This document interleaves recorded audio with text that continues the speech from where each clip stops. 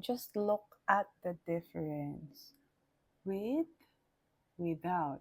O yan, kahit lumayo ako, kitang-kita pa rin na ito, merong pilik mata. Ito wala na akong magagawa dyan. Yan ang binigay sa akin ni Lord. Diba? Parang ang dramatic, buhay na buhay yung mata, diba? And it complemented yung eyeliner ko pa. So, the one that I am using here is this one, yung Eliza na Foxy Lashes. So, this one kasi is meron pa pagka fox eye yung design niya. So, elongates the eye talaga.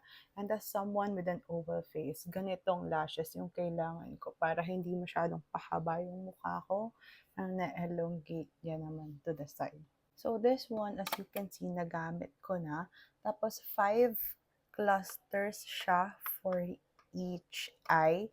Pero kung titignan nyo, putol-putol yan or kulang-kulang. Kasi, di ba 5 yan? Before, ang ginagamit ko lang is yung 3 sa gitna.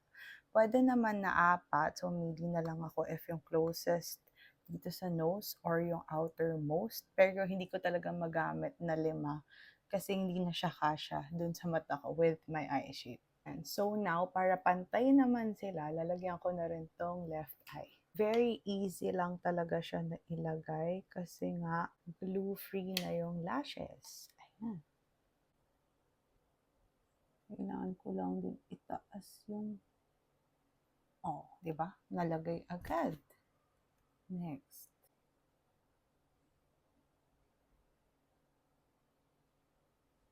Yan. Now, yung last lash.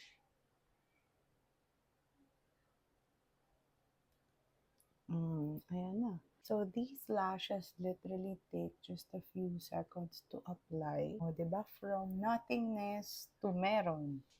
O, kahit lumayo, kita pa din. Maganda pa rin. Ang pungay lang ng mata. So, I really love this style.